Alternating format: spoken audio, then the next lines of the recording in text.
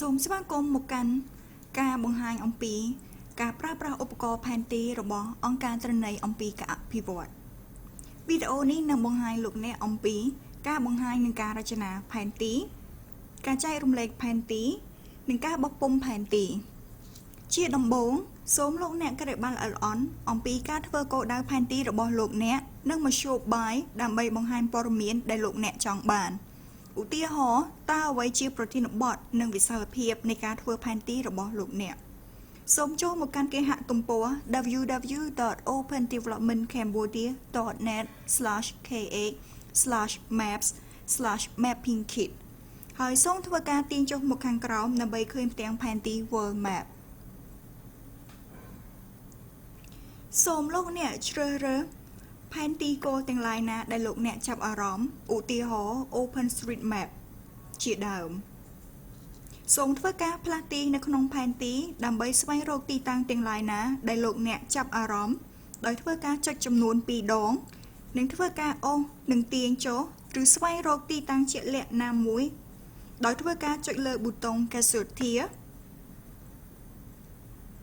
ហើយបញ្ចូលឈ្មោះទីតាំងឧទាហរណ៍សៀមរាប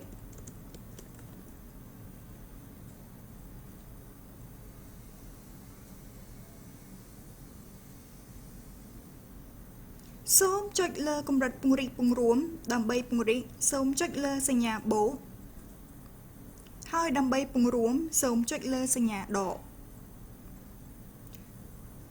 ចុចលើស្រទាប់ផែនទីទាំងឡាយណាដែលលោកអ្នកចាប់អារម្មណ៍ប៉ុន្តែសូមធ្វើការកំណត់ចំនួននៃការជ្រើសរើស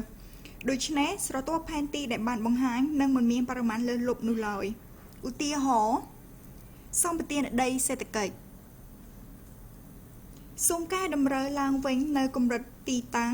និងកម្រិតពង្រីកពង្រួមព្រោះវាជាការចាំបាច់ដើម្បីឲ្យស័ក្តិសមនឹងតំបន់ដែលលោកអ្នកចង់បង្ហាញសូមពិចារណាអំពីការធ្វើផែនទីច្រើនជាងមួយស្រទាប់ដើម្បីបង្ហាញពីកម្រិតផ្សេងៗគ្នាអំពីភាពពិស្ដារនិងប្រភេទខុសៗគ្នានៃព័ត៌មានបន្ទាប់ពីការបង្កើតទិដ្ឋភាពនៃផែនទីសម្រាប់តម្រូវការរបស់លោកអ្នកសូមចុចលើប៊ូតុង Link ដែលស្ថិតនៅរបារមេនុយខាងលើបំផុតសូមចម្លងតំណភ្ជាប់ដែលស្ថិតនៅក្រោម Clear Paste link in email or IM ដើម្បីផ្ញើបញ្ជូនទៅមនុស្សដទៃទៀតតាមរយៈសារអេឡិចត្រូនិកឬតាមរយៈ Facebook ជំហានចុងក្រោយគឺការបោះពុម្ពផែនទីសូមចុចលើប៊ូតុង Print លោកអ្នកអាចរងចាំប្រហែល1នាទីសូមចុចលើប៊ូតុង OK